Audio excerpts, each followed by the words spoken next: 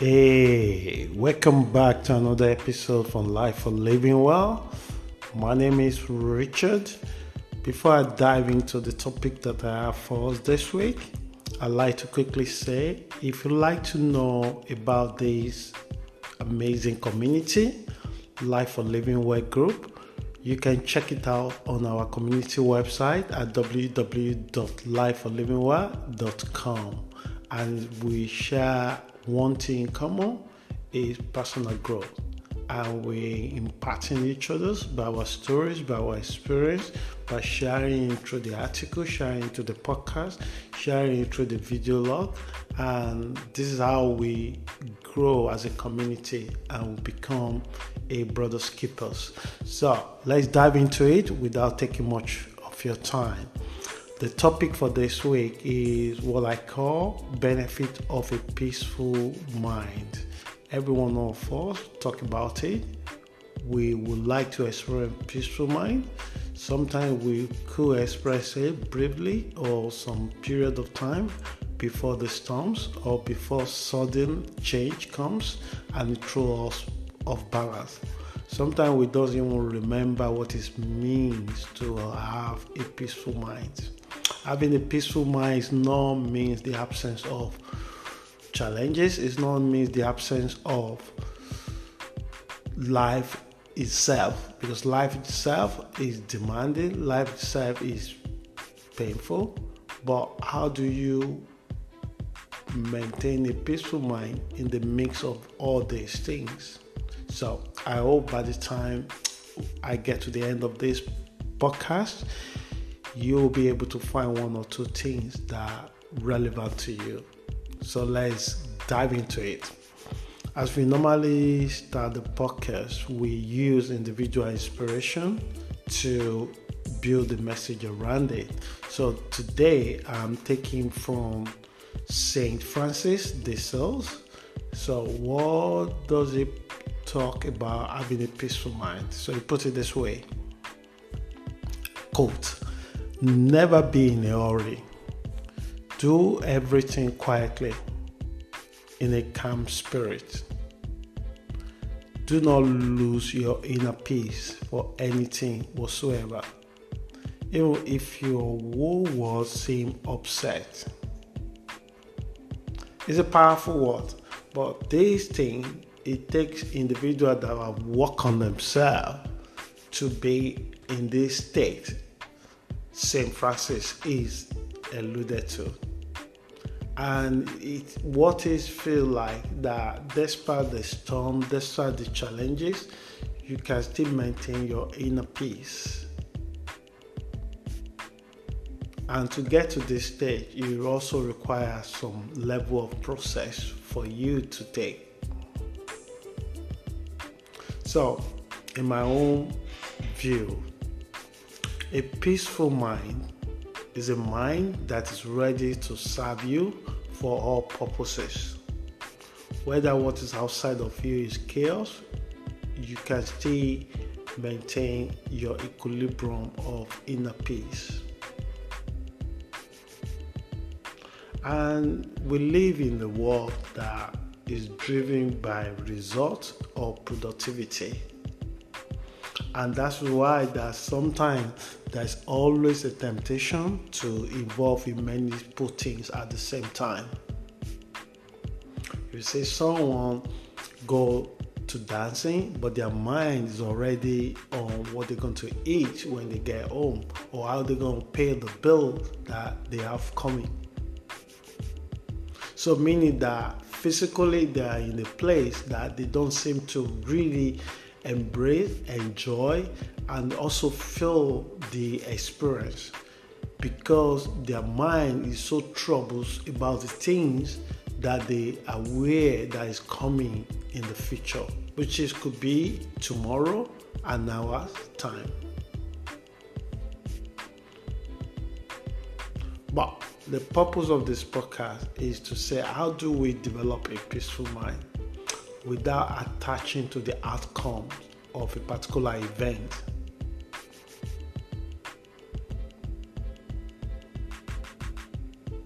However, you will notice how emotionally stable you have become because of your peaceful mind. Because when you are in this state, being reactive to things outside of you is very minimal. Sometimes people may accuse you that you don't really care, but you care more than they thought. But because of the state of your mind, it is impossible for you to react. You almost act from the perspective of information or the views of the things that's really happened.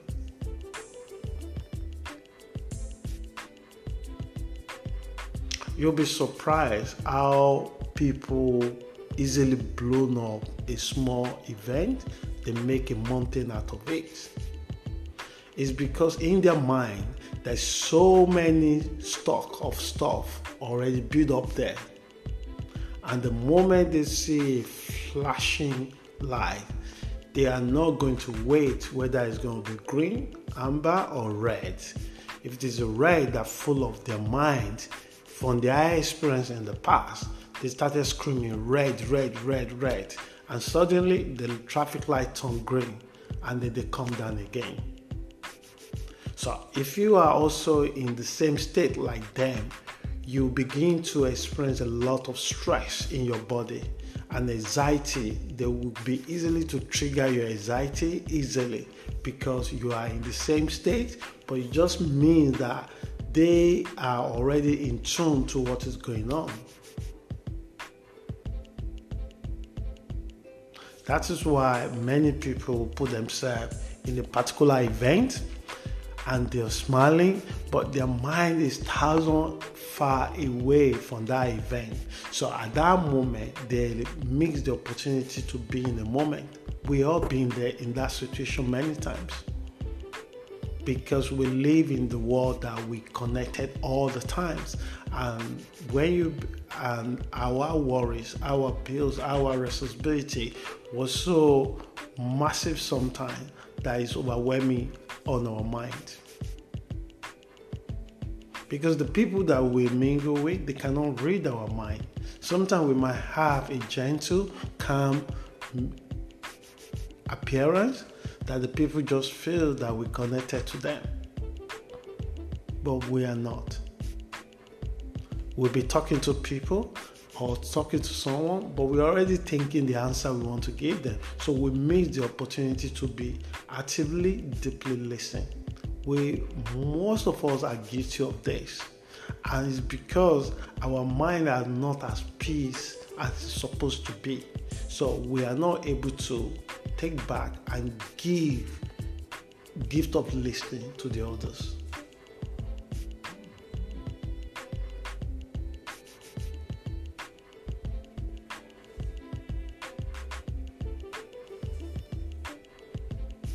So one of my trips to Japan, one thing I noticed in the subway is in the evening when people finish at work, many people just plug their headphone into their phone and they just bury their head and close their eyes and just listen to whatever, maybe reading to ebooks or music or whatever they listen to.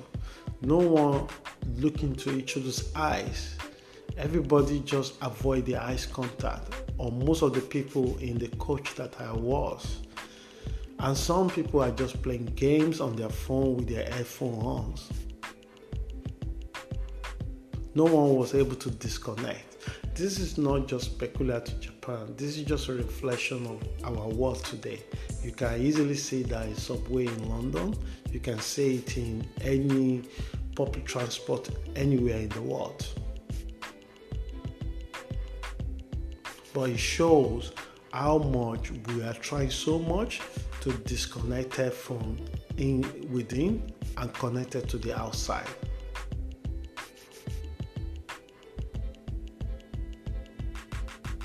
So quickly because I want to make sure that this podcast is not go beyond the time that's set for it. So let's quickly look at the benefits that come from having a peaceful mind. How do you know that you already having a peaceful mind? And if you pursue the practice of peaceful mind, what is the benefit that you come from it? So number one, you definitely have a peace of mind. Your mind will be at rest regardless of what is going on in your life.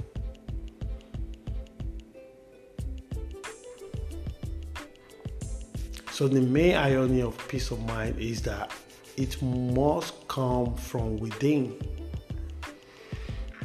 It's the Buddha that said that force within give life, and force outside of you is deadly. So he used egg of a chicken as an example, that when the baby chicken is coming out, it needs some kind of force, and within force we open the shell and the chicklet will come out. But if you put the force to the chicken from outside, it's very deadly. It can kill the baby chicken as well. So the saying that if your peace of mind was based on what you earn, that's outside of you. Your money, your family, your properties, your investment, all this can be taken away from you in a twinkling of light.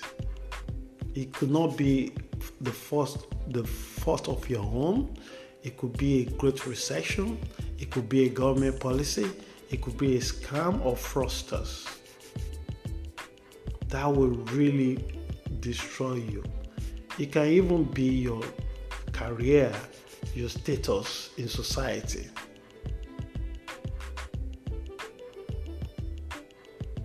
Number two, when you embrace the peace of mind, one of the benefits you will begin to notice is absence of anxiety and stress.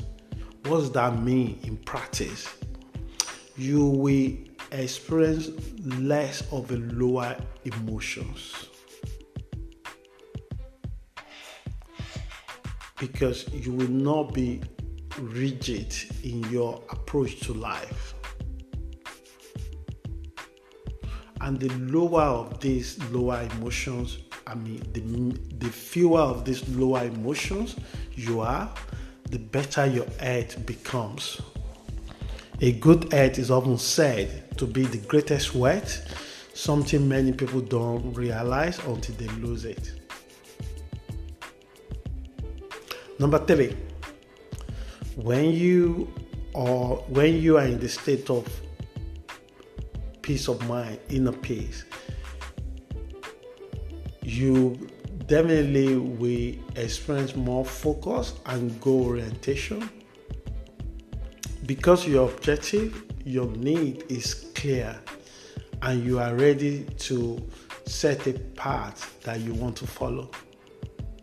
With a clear and peaceful mind, it is possible to engage in focused work for a sustained amount of time.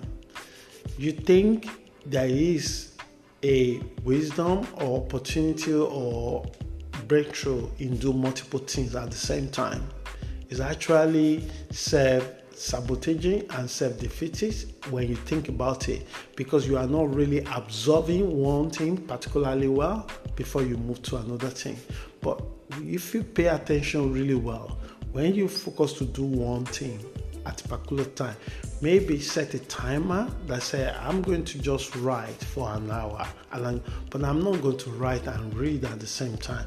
I'm not going to respond to the notification of the message on my phone while I'm writing. I just going to focus on. You will realize that you are more productive. You are able to get a lot done in 1 hour, because you minimize the distraction that take your thoughts away from what you are doing. I'm guilty of that many times. And the next one on my list is patience and resilience.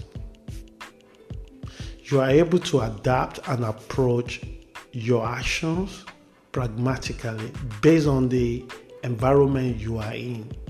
So in actual sense, you will notice that you less or none reaction to events that happen around you. People around you are losing their mind, and you're able to help them, to guide them, to calm them in a way that is productive for everyone, including yourself. You might even see yourself in them, that at one point in your life, you are like that.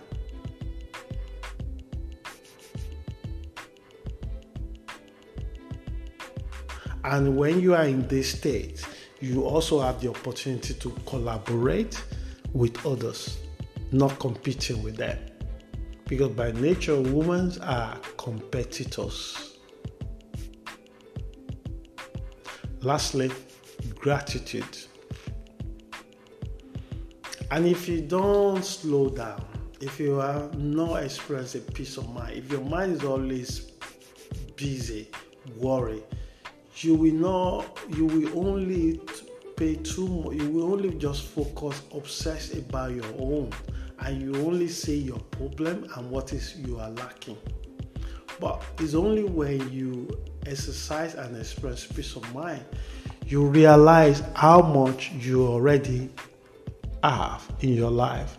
The opportunity to pick your own clothes, put your own shoes, enter your own car if you have a car, go for a walk, notice a new shop rising up in your street.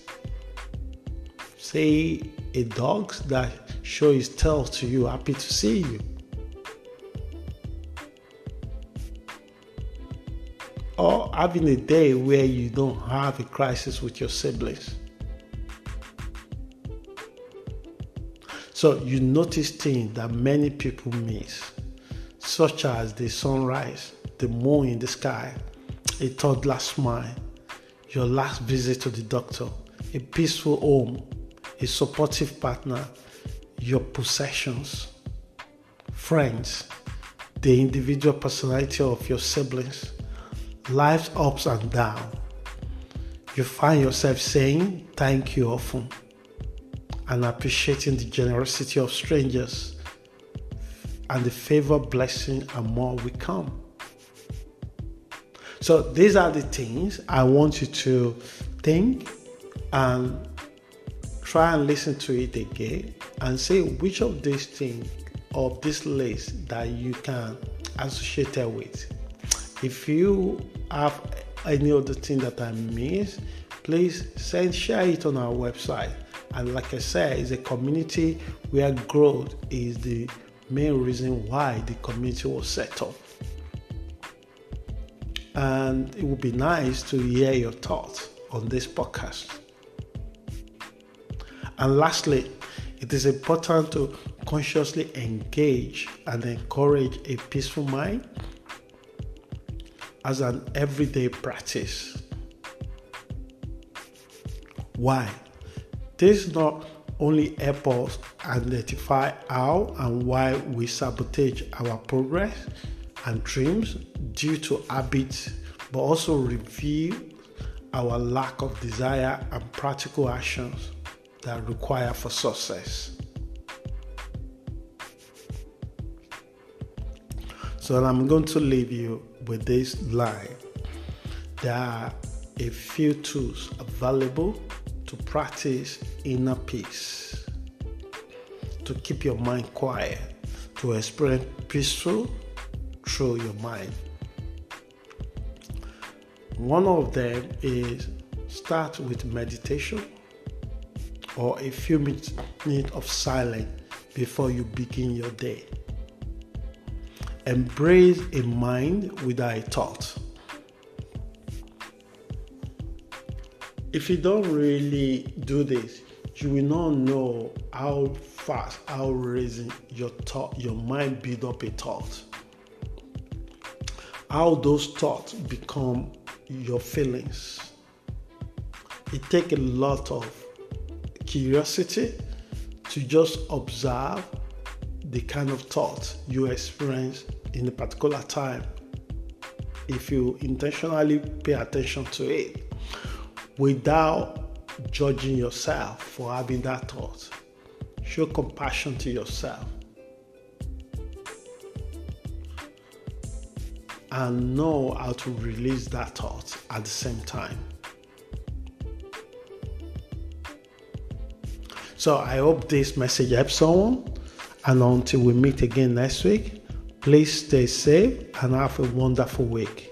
Ciao.